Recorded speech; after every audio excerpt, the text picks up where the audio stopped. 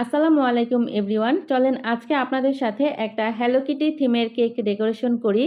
এজন্য প্রথমেই আমি 2 পাউন্ডের ভ্যানিলা ফ্লেভারের একটা কেক বেক করে নিয়েছি। তারপর কেকটাকে 3টা স্লাইসে ভাগ করে নিয়েছি। কেকের প্রত্যেকটা স্লাইসে প্রথমে দিয়েছি সুগার সিরাপ, তারপর দিয়েছি হুইপড ক্রিম, তারপর হোয়াইট চকলেট গ্রেট করে দিয়েছি। এতে করে কেকের টেস্ট অনেক ভালো আসে। কেকটাকে ক্রাম্প কোট করে আমি আধা ঘন্টার জন্য নর্মাল ফ্রিজে রেখে দিয়েছিলাম। আধা ঘন্টা পর নর্মাল ফ্রিজ থেকে বের করে এখন ক্রিম লাগিয়ে নিচ্ছি। আর এখানে আমি যে ক্রিমটা ইউজ করেছি এটা ট্রান্সের রেড কালারটা সামান্য পরিমাণে দিয়েছি, আর এখানে সুন্দর একটা পিঙ্ক কালার চলে আসছে। তো ক্রিম লাগানোর পর এখানে আমি একটা স্ক্র্যাপার দিয়ে সাইডের ক্রিমটাকে সমান করে নিয়েছি, আর এখন একটা প্যালেট নাইফ দিয়ে উপরের ক্রিমটাকে সমান করে নিচ্ছি। কেকের টেস্ট যতই ভালো হোক, প্রথমে কেকটা দেখতে ভালো হতে হবে, তাই আমি চেষ্টা করি কেকটা খুব ভালো করে ফিনিশিং দিতে। এই তো আবারও আমি স্ক্র্যাপার দিয়ে সমান করে নিচ্ছি, আর আবারও প্যালেট নাইফ দিয়ে উপরের ক্রিমটাকে সমান করে নিচ্ছি। যতক্ষণ না পর্যন্ত আমার মন মতো একটা ফিনিশিং আসে ততক্ষণ আমি প্যালেট নাইফ দিয়ে এটা ফিনিশিং করতেই থাকি।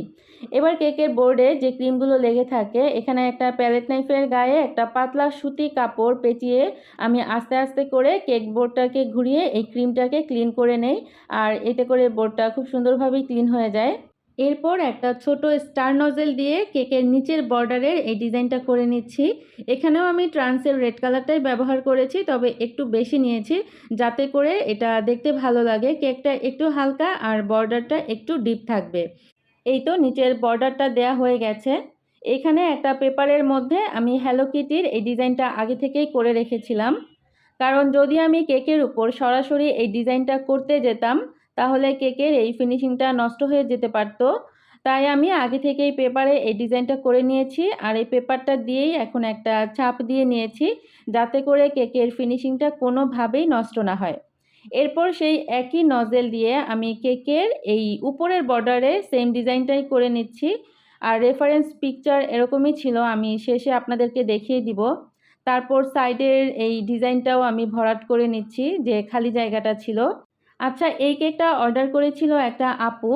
আপু আমাদের থেকে অনেকবার কেক নিয়েছে, আর এবার আপুর প্রিন্সেসের বার্থডের জন্য এই হ্যালো কিটি থিমটা চুজ করেছে। এর আগেও আপু তার ছেলের জন্য কার থিমের কেক নিয়েছিল, তার মেয়ের জন্য বাটারফ্লাই থিমের কেক নিয়েছিল, আপুর ম্যারেজ ডের জন্যও কেক নিয়েছিল। কথা বলতে বলতে আমি কেকের মাঝের ডিজাইনটাও করে নিয়েছি। সেই একই নজেল দিয়ে হোয়াইট কালার ক্রিম দিয়ে কেকের মাঝটা ভরাট করে নিয়েছি।